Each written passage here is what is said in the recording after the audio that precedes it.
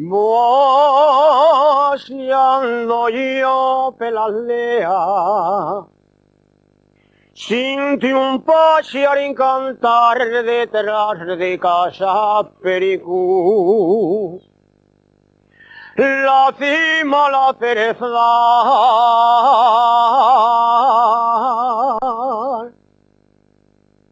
¿qué pájaro será ese que tiene el pico amarillo y ese que llamen cuquillo? Y es familia del raita,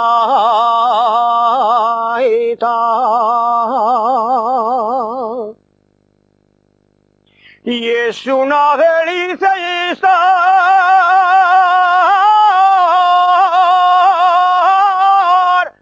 de verano en una aldea y en una casina de silla rodea odiar el volear.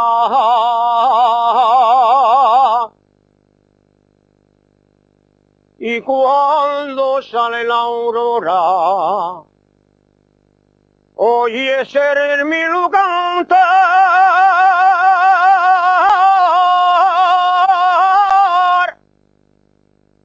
la farrica y el pinzón y el veranín y el raíta.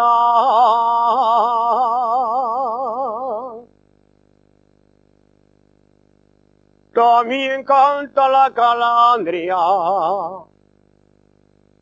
y el malvis y el verdera.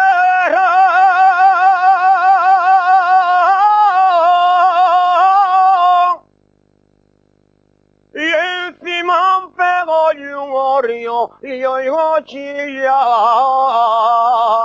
al gorrión.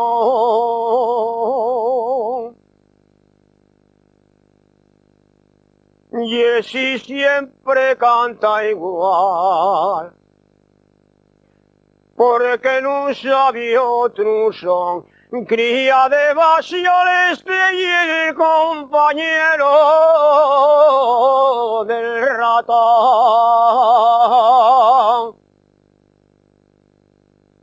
¿Y dónde está Pachu Perico? Está detrás del corral,